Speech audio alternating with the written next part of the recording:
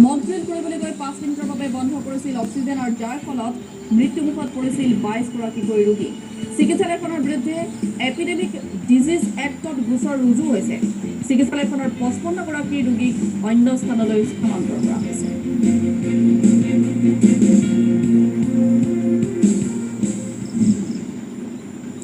কোভিডৰ সৈতে যুঁজত শহুৰেকক বচাবলৈ সক্ষম নহল ৰহাৰ নিহাৰিকা দাস। কিছুদিন পূৰ্বে এম্বুলেন্সৰ অভাৱত বুকুচাত তুলি শহুৰেকক চিকিৎসালয়লৈ আনি চৰ্চা লাভ কৰিছিল নিহাৰিকা দাসে।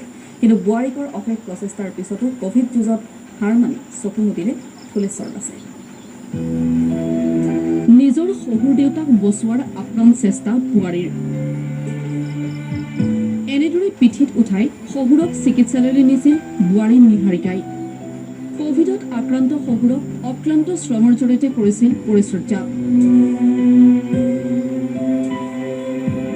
নিজেও আক্ৰান্ত হৈছিল কোভিডত।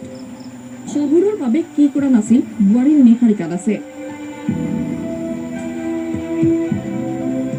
দেউতাই এনেকৈ কৈছে সৰুকৈ মোক এই টাইমত পৰি যাম তই পেলাবি। মই কৈছোঁ দেউতা মই নেপেলাওঁ, মোৰ ওপৰত বিশ্বাস ৰাখক, মই আপোনাক আশীৰ্বাদ আহিব নিদিওঁ। মই পৰি যি হওঁ হ'ম, কিন্তু আপোনাক একো হ'বলৈ নিদিওঁ। তাৰপিছত মই টমটমত নিজে উঠালোঁ। উন্নত চিকিৎসাৰ বাবে নগাঁও কোভিড হাস্পতালৰ পৰা দুয়োকে শুকুৰবাৰে GMCHত ভৰ্তি কৰোৱা হৈছিল। কিন্তু নিয়তিৰ পৰিহাস, অথলে গ'ল সাহসী বোৱাৰী নিহাৰিকা দাসৰ শ্ৰম। অৱশেষত সোমবাৰে চিকিৎসালয়ৰ বিচনাতেই শেষ নিশ্বাস ত্যাগ কৰে শহুৰ ফুলেশ্বৰ দাসে।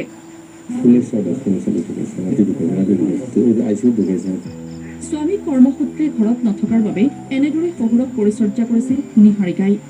এতিয়া শহুৰ ফুলেশ্বৰ দাসক হেৰুৱাই ব্যথিত নিহাৰিকা। দেউতাক ভুলকৈ দেউতাকৰ বিয়োগে ব্যথিত কৰিছে পৰিয়ালৰ সকলোকে। যি সময়ত বৃদ্ধি পাইছে পৰিয়াল কেন্দ্ৰিক সংঘাত, সেই সময়তেই বোৱাৰী নিহাৰিকাই দেখুৱালে সমাজৰ বাবে এক নিদৰ্শন। বিপুল মজুমদাৰৰ সহযোগত চিন্তুমণি শইকীয়াৰ ৰিপৰ্ট, প্ৰতিদিন টাইম।